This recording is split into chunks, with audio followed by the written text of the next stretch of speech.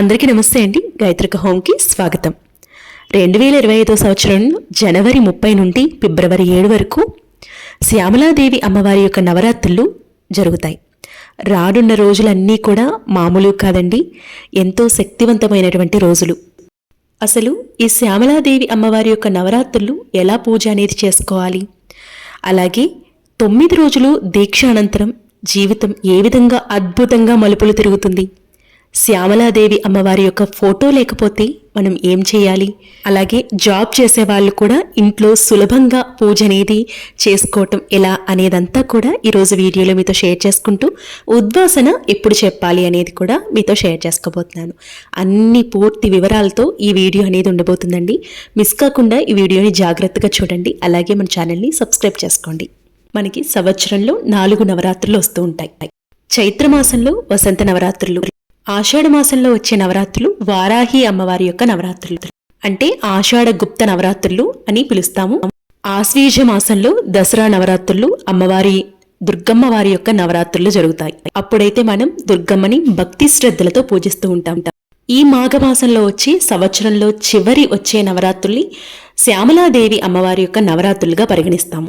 మనందరికీ సహజంగా తెలిసినటువంటి నవరాత్రులు దసరా నవరాత్రులు. ఈ శ్యామలా అమ్మవారి యొక్క నవరాత్రులు అంటే గుప్త నవరాత్రులు అనేవి చాలామందికి తెలియచ్చు, తెలియకపోవచ్చు. కానీ అత్యంత శక్తివంతమైనటువంటి ఈ నవరాత్రుల్ని చేసుకోవటం వల్ల మనకి ఎన్నో ప్రయోజనాలు ఉన్నాయన్నమాట.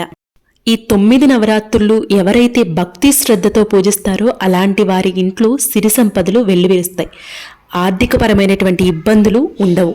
అలాగే మానసికంగా ప్రశాంతంగా ఉంటుంది. ఎవరి ఇంట్లో అయితే పిల్లలు ఉంటారో అలాంటి వారు తప్పకుండా ఈ పూజని ఆచరించడానికి ప్రయత్నించండి. ఎందుకంటే పిల్లల చదువు అభివృద్ధి అనేది చెందుతుంది. అంతేకాకుండా వాళ్ళు ఉద్యోగ వ్యాపారాల్లో మంచిగా రాణిస్తారనమాట. కాబట్టి ప్రతి ఒక్కరూ కూడా శ్యామలా అమ్మవారి యొక్క నవరాత్రులు అంటే గుప్త నవరాత్రులు 9 రోజులు కూడా భక్తి శ్రద్ధలతో పూజించడానికి ప్రయత్నించండి. అయితే అసలు పూజా విధానం ఎలా చేసుకోవాలనేది ఇప్పుడు మీతో షేర్ చేసుకోబోతున్నాను. అయితే ఈ శ్యామలా అమ్మవారి యొక్క నవరాత్రులు 9 రోజులు ఒక దీక్షగా చెయ్యాలి అనుకున్న వారు కలశం అఖండ దీపం ఏర్పాటు చేసుకుని పూజ అనేది చేసుకుంటారు. మరికొంతమంది ఆనవాయితీ లేదు కానీ మేము ఇప్పటి నుంచే కొత్తగా స్టార్ట్ చేయాలనుకుంటున్నాం అనుకున్నా కూడా మీరు ఇప్పటి నుంచే కొత్తగా స్టార్ట్ చేసుకోవచ్చు.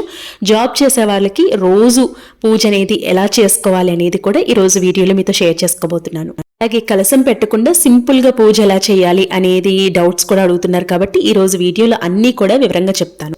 అయితే ముఖ్యంగా మనం గుర్తుపెట్టుకోవాల్సిన విషయం ఏంటి అంటే ఈ 9 రోజులు మనం ఎంత ఆడంబరంగా పూజ చేశాము, ఎన్ని పూలతో పూజ చేశామనేది ముఖ్యం కాదండి. శుచి శుభ్రతతో ఉంటూ నియమనిష్టలు పాటిస్తూ అమ్మవారిని భక్తి శ్రద్ధలతో చిన్న దీపం వెలిగించి చిన్న బెల్లం ముక్కనైనా నైవేద్యంగా పెట్టి పూజ చేసాం అనేదే ముఖ్యం. ఎందుకంటే అమ్మవారికి అట్టహాసంతో కూడినటువంటి పూజ ఇష్టం ఉండదండి. భక్తి శ్రద్ధతో చేసే పూజే మన అమ్మవారి వరకు చేరుతుంది. తప్పకుండా మనకి ఆశీర్వాదం అనేది లభిస్తుంది. కాబట్టి అందరూ గుర్తుపెట్టుకోవాల్సిన విషయం ఏంటంటే మనం నియమాలు పాటిస్తూ శుచి శుభ్రతతో చక్కగా పూజ అనేది నిర్వహించుకోవటమే. అయితే ఫస్ట్ మనకి ఈ పూజ అనేది గుర్తు రాగానే మనకి ఫోటో విషయం ఎక్కువ కంగారు పడుతూ ఉంటారు. ఫోటో అంటే మనం శ్యామలా అమ్మవారి యొక్క ఫోటో మనకి బయట మార్కెట్లో అవైలబుల్గా ఉంటుంది. ఒకవేళ అవైలబుల్గా లేదు అనుకుంటే సరస్వతీదేవి అమ్మవారి యొక్క పటం కానీ విగ్రహం కానీ పెట్టి పూజించవచ్చు. ఇది కూడా లేదు అనుకుంటే నేను వీడియోలో చూపిస్తున్న విధంగా కనకదుర్గమ్మ అమ్మవారి యొక్క ఫోటో పెట్టి పూజ అనేది నిర్వహించుకోవచ్చండి. ఎందుకంటే అన్నీ కూడా ఆ లలిత అమ్మవారి యొక్క రూపాలే కాబట్టి చక్కగా మీకు ఏది అవైలబుల్గా ఉంటే ఆ ఫోటో పెట్టి పూజ అనేది చేసుకోవచ్చు. ఇవేమీ లేదనుకుంటే లక్ష్మీ అమ్మవారి ఫోటో అన్నా పెట్టుకోవచ్చు అనమాట. అయితే ఈ శ్యామలాదేవి ఎవరు అనే విషయానికి వచ్చినట్లయితే లలిత అమ్మవారి యొక్క ఎడమ వైపున వారాహి అమ్మవారు ఉంటే కుడివైపున మంత్రిని స్వరూపమైనటువంటి ఈ శ్యామలా అమ్మవారు ఉంటారట. ఈ తల్లిని లలితాదేవి యొక్క మరొక రూపంగా పిలుస్తూ ఉంటారు. ఈ అమ్మని కొలవటం వల్ల భార్యాభర్తల మధ్య సఖ్యత ఉంటుంది. ఎలాంటి చికాకులు, గొడవలు, అపార్థాలు లేకుండా సంసార జీవితం అనేది చక్కగా సాగుతుందండి. అలాగే పిల్లల చదువుకి అభివృద్ధి అనేది జరుగుతుంది. ఎందుకంటే మనం సరస్వతీదేవి అమ్మవారికి పూజ అనేది చేస్తున్నాం. మీ పిల్లలు దగ్గర పెట్టుకొని పూజ అనేది నిర్వహించుకోవడానికి ప్రయత్నించండి. ఎందుకంటే చాలా మంచిది. వారికి వాక్చాతుర్యం అనేది పెరుగుతుంది. ఎవరైనా అనర్గళంగా మాట్లాడే శక్తి అనేది వస్తుందండి. అయితే ఇక్కడ నేను దుర్గమ్మ అమ్మవారి యొక్క ఫోటో పెట్టి మీతో షేర్ చేస్తున్నాను. ఎందుకంటే చాలామందికి డౌట్ ఉంటుంది, దుర్గమ్మ అమ్మవారి ఫోటో పెట్టుకోవచ్చా అని. మీ డౌట్ని క్లియర్ చేయడానికి నేను ఇక్కడ దుర్గమ్మ అమ్మవారి యొక్క ఫోటో పెట్టుకుని పూజ అనేది నిర్వహించుకుంటున్నాను. అయితే ఒక దీక్షలాగా పూజ అనేది చేసుకోవాలనుకున్న వారు కలసం అఖండ దీపం పెట్టి మీరు ఒక దీక్షలాగా అంటే ఒక పీఠాన్ని ఏర్పాటు చేసి పూజ అనేది నిర్వహించుకోవాల్సి ఉంటుంది. అఖండ దీపం ఎలా పెట్టాలనేది నేను నెక్స్ట్ వీడియోలో, రేపటి వీడియోలో మీతో షేర్ చేస్తాను. అయితే కలసం అఖండ దీపం పెట్టి పూజ అనేది చేసుకోవాలి అనుకున్నవారు కఠినమైనటువంటి నియమాలు పాటిస్తూ, అంటే పూజలో ఏవైతే ఉంటాయో నియమాలు అవన్నీ కూడా పాటిస్తూ చక్కగా పూజ అనేది నిర్వహించుకోవాల్సి ఉంటుంది. అంటే వాళ్ళు కిందనే పడుకోవాలి, నేల మీద పడుకోవాలి, బ్రహ్మచర్యం పాటించాలి, మధ్యాహ్నం వేళ నిద్రపోకూడదు, చెప్పులు వేసుకోకూడదు, అలాగే నాన్ వెజ్ అనేది తీసుకోకూడదు. ఇవన్నీ కూడా ఈ పద్ధతులన్నీ కూడా, నియమాలన్నీ కూడా కట్టుబడి పూజ అనేది చేసుకోవాల్సి ఉంటుంది. అయితే చాలామందికి కలసం అఖండ దీపం పెట్టకుండా పూజ అనేది చేసుకుంటారు. ఇవన్నీ కూడా పెట్టడం ఒక్కొక్కరికి వీలు పడకపోవచ్చు. ఈ 9 రోజులు మనం నిత్య పూజలాగా చేసుకోవచ్చు. ఇప్పుడు నేను చూపించే విధంగా నిత్య పూజలాగా చేసుకోవచ్చు. తెల్లవారుజామునే లేచి చక్కగా ఇంటినంతా శుభ్రం చేసుకుని అమ్మవారికి పూజ అనేది నిర్వహించుకోవచ్చు. అంటే పూజ పంచోపచార పూజ అనేది చేసుకుని నైవేద్యం పెట్టుకుని చిన్న బెల్లం ముక్కనైనా నైవేద్యంగా పెట్టుకుని ఉదయం సాయంత్రం దీపారాధన చేసుకుని మీరు చక్కగా నిత్య పూజ ఎలా చేసుకుంటారో అలా పూజ అనేది చేసుకోవచ్చు. లేదు అది కూడా మేము చేయలేము అనుకుంటే ఈ నవరాత్రుల్లో ఏదో ఒక రోజు, అది కూడా ఏంటంటే వసంత పంచమి రోజు మీరు పూజ అనేది ఆచరించడానికి ప్రయత్నించండి. అది కూడా చాలా మంచిది. ఏదేమైనా కూడా ఈ నవరాత్రుల 9 రోజుల్లో ఏదో ఒక రోజు మీరు పూజ అనేది చేసుకోవచ్చు. లేదు మేము 9 రోజులు పూజ అనేది చేసుకుంటామన్నా కూడా 9 రోజులు కూడా పూజ అనేది చేసుకోవచ్చండి. ఎందుకంటే ఫలితం అంత అద్భుతమైనటువంటి ఫలితం అనేది కలుగుతుంది. మన జీవితం అనేది మార్పు అనేది వస్తుంది. అయితే మరొక విషయం గుర్తుపెట్టుకోవాలి, ఈ నవరాత్రులు ఎవరైతే ప్రారంభిస్తారో, ఎవరైతే చెయ్యాలనుకుంటున్నారో వాళ్ళు ఎదుటి వాళ్ళకి చెప్పకుండా పూజ అనేది ప్రారంభించాల్సి ఉంటుంది. ఎందుకంటే ఇవి గుప్త నవరాత్రులు అంటే గోప్యంగా ఉంచే నవరాత్రులు అనమాట. మేము ఈ పూజ చేస్తున్నామని ఎవ్వరికీ కూడా చెప్పకుండా గోప్యంగా పూజ అనేది ఆచరించాల్సి ఉంటుంది. పూజ విధానం వివరించవచ్చు, కానీ మేం చేస్తున్నాం పూజ అని చెప్పకుండా ఈ పూజ అనేది చేసుకోవాల్సి ఉంటుంది. అలాగే మీరు చేసే పూజని కూడా ఎవ్వరికీ కూడా కనిపించకుండా పూజ అనేది చేసుకోవాల్సి ఉంటుంది. అయితే ఈ గుప్త నవరాత్రులు మొదలయ్యాయి అంటే ముందే ఇంటినంతా కూడా శుభ్రం చేసుకోవాలి. చక్కగా ఎక్కడ కూడా దుమ్ము ధూళి లేకుండా శుచిగా శుభ్రంగా ఉండేటట్టు చూసుకోవాలి. అలాగే గడపని కూడా పసుపుతో పచ్చగా ఉండేటట్టు చూసుకోవాలి. ఎందుకంటే శ్యామల అమ్మవారిని మనం ఇంటికి ఆహ్వానిస్తున్నాం కాబట్టి మన అతిథిని ఎలా అయితే ఆహ్వానిస్తామో అలాగే అమ్మవారిని ఆహ్వానించడానికి అన్నీ కూడా సర్వము సిద్ధం చేసుకుని ఉంచుకోవాలి. అయితే ఇక్కడ సింపుల్గా ఎలా చేయాలి అనేది మీతో షేర్ చేస్తున్నాను. పూజా విధానం అనేది మీ దేవుడి గదిలో కనుక ప్లేస్ ఉంది అనుకుంటే మీరు రోజు పూజ చేసే ప్రదేశంలోని పూజ అనేది ఆచరించవచ్చు. లేదు అంటే ఇంటి ఈశాన్యం వైపు పీఠం ఏర్పాటు చేసుకుని పూజ అనేది చేసుకోవచ్చు. ఈ 9 రోజులు కూడా రోజు దీపపు కుందులు ఇవన్నీ కూడా అరేంజ్ చేసుకుని ఒక 2 సెట్స్ పెట్టుకున్నారంటే ఒక సెట్ పూజకు ఉపయోగించిన, ఒక సెట్ మీరు క్లీనింగ్కి ఉపయోగించుకోవచ్చు. ఈ విధంగా పూజ అనేది చేసుకోవాలి. అయితే అమ్మవారి విగ్రహం, సరస్వతీదేవి అమ్మవారి విగ్రహం ఉంది అనుకుంటే అమ్మవారికి అభిషేకం నిర్వహించుకోవచ్చు. చక్కగా పాలు పళ్ళు పళ్ళ రసాలు పంచామృతాలతో అభిషేకం అనేది చేసుకోవచ్చు. అలాగే కుంకుమ పూజ అనేది కూడా చేసుకోవచ్చు. అయితే ఈ శ్యామల అమ్మవారి యొక్క పూజా విధానం 2 రకాలుగా ఉంటాయండి. అంటే నవదుర్గల రూపంలో మనం పూజించాలి అనుకుంటే ఈ విధంగా ఉంటుంది. లేదు శ్యామలాదేవి అమ్మవారి రూపంలో దశమహావిద్యలతో పూజ అనేది చేసుకోవాలి అంటే వేరొక రకంగా ఉంటుంది. ఇక్కడ మనం సింపుల్గా అమ్మవారిని పూజించే విధానం ఏదైతే ఉంటుందో అదే నేను మీతో షేర్ చేస్తున్నాను. మనం ఈ విధంగా పూజ అనేది చేసుకుంటే సరిపోతుందండి.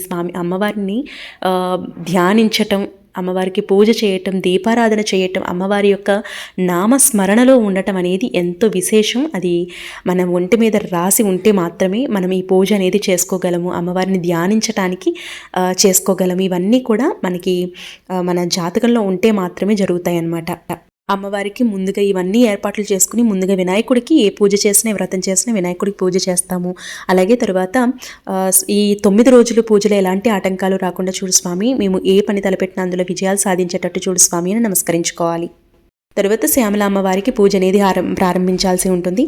అమ్మవారికి యొక్క శ్లోకాలు, స్తోత్రాలు అన్నీ చదువుకున్న తరువాత అమ్మవారి యొక్క చక్కగా ఏదైతే కుంకుమార్చన చేయాలనుకుంటున్నారో అవన్నీ కూడా అర్చన చేసేసి అమ్మవారి యొక్క పూజా ద్రవ్యాలతో, అంటే ఇష్టమైనటువంటి పూజా ద్రవ్యాలతో అర్చన అనేది చేసుకున్న తర్వాత అమ్మవారికి నైవేద్యాన్ని సమర్పించాల్సి ఉంటుంది. ఇక్కడ గుర్తుపెట్టుకోవాల్సిన విషయం ఏంటంటే నైవేద్యంగా మీరు పులుపుతో ఉన్నటువంటి నైవేద్యం ఇక్కడ సమర్పించకూడదు. ఎందుకంటే లలిత అమ్మవారికి పులుపు అనేది అంత నచ్చదనమాట. కాబట్టి పులుపుతో ఉన్నటువంటి నైవేద్యాన్ని ఇక్కడ సమర్పించకూడదండి. ఒక పరమాన్నం కానీ, పాయసం కానీ, లేదంటే చక్కెర పొంగలి కానీ, లేదు అంటే చలిమిడి కానీ వీటిని మీరు చక్కగా నైవేద్యంగా పెట్టుకోవచ్చు. లేదంటే చిన్న బెల్లం ముక్కనైనా నైవేద్యంగా పెట్టుకోవచ్చు. అయితే ఇవి నవరాత్రులన్నీ కూడా గోప్యంగా ఉంచవలసినటువంటి నవరాత్రులు అనమాట. తల్లికి పంచోపచార పూజ అనేది చేసుకోవచ్చు, లేదు అంటే షోడశోపచార పూజ అనేది చేసుకోవచ్చు. ఈ విధంగా పూజ చేసుకున్న తర్వాత శ్యామల అమ్మవారి యొక్క దండకం ఉంటుందండి. అది చదువుకున్నా పర్వాలేదు, మీరు గూగుల్లో సెర్చ్ చేసినా వస్తుంది, లేదంటే ఒక బుక్లో కూడా ఈ అమ్మవారి యొక్క దండకం అనేది ఉంటుంది వివరంగా. అది బుక్ తీసుకుని కూడా మీరు చదువుకోవచ్చు అనమాట. మనకి ఆఖరణ అంటే పూజ అంతా పూర్తయిన తర్వాత ఉద్వాసన ఎలా చేయాలి అనుకుంటే ఫిబ్రవరి 7 మనకి శుక్రవారం వచ్చింది. ఉద్వాసన ఎలా చేయాలి అనేది నేను నెక్స్ట్ వీడియోలో మీతో షేర్ చేస్తాను. అయితే శుక్రవారం మనం ఉద్యాపన పలకొచ్చా పలకకూడదా అనేది ఇప్పుడు చెప్తాను. ఈ నవరాత్రులు అంటే 9 రోజులు పూర్తయిన తర్వాత 10వ రోజు మనం ఉద్వాసన అనేది పలకాల్సి ఉంటుంది. అంటే 9వ రోజు 7వ తారీఖు మనకి శుక్రవారం వచ్చింది. ఆ శుక్రవారం రోజంతా కూడా మనకి 9వ రోజులోకి వస్తుంది. కాబట్టి ఇక శనివారం మార్నింగ్ మీరు పూజ అనేది చేసి ఉద్వాసన అనేది పలకాల్సి ఉంటుంది. అయితే అమ్మవారి పటం వచ్చేసి మీరు వారాహి అమ్మవారి యొక్క పటం పెట్టుకోవచ్చండి, ఇబ్బంది ఏం లేదు. అలాగే 5th మంత్లో ఉన్నటువంటి ఎవరైతే ప్రెగ్నెంట్గా ఉంటారో వాళ్ళు పూజ చేయొచ్చా అనే సందేహం కూడా చాలా వరకు వస్తూ ఉంటుంది. 5th మంత్ ఎవరికైతే త్వరపడిందో అంటే 5th మంత్ ఎవరికైతే స్టార్ట్ అవుతుందో వాళ్ళు పూజ అనేది చేసుకోకూడదు, ఇది గుర్తుపెట్టుకోవాలి. అలాగే 9 రోజులు కూడా ఉల్లి వెల్లుల్లి అనేది మీరు తీసుకోకూడదు. ఎవరైతే పూజ చేస్తున్నారో వారు తీసుకోకూడదు. ఇంట్లో వాళ్ళు తీసుకోవచ్చు అంటే అది మీ ఇష్టం అండి. ఇంట్లో వాళ్ళందరూ కూడా అనుకుని ఒక పూజ అనేది అనుకుని పూజ అనేది చేస్తున్నాం అనుకుంటే కనుక ఉల్లి వెల్లుల్లి తీసుకోకూడదు. మీరు ఒక్కరే పూజ అనేది చేస్తున్నారు అనుకుంటే మీరు మాత్రమే ఉల్లి వెల్లుల్లి తీసుకోకుండా ఇంట్లో వాళ్ళకి చేసి పెట్టొచ్చు. అలాగే ఇప్పటి వరకు ఈ అమ్మవారి యొక్క నవరాత్రులు చేసుకోకపోయినా ఇప్పుడు తప్పకుండా చేసుకోవచ్చండి. దీనికి ఆనవాయితీ ఇట్లాంటివి ఏమీ ఉండవన్నమాట.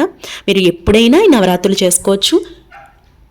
ఈ నవరాత్రులు చేసిన తర్వాత మళ్ళీ సంవత్సరం కొనసాగించాలి అంటే అది మీ ఇష్టం అనమాట. మీకు కుదిరితే నెక్స్ట్ ఇయర్ కూడా చేసుకోవచ్చు, లేదు అంటే ఈ సంవత్సరం చేసుకుని ఆపేయచ్చు.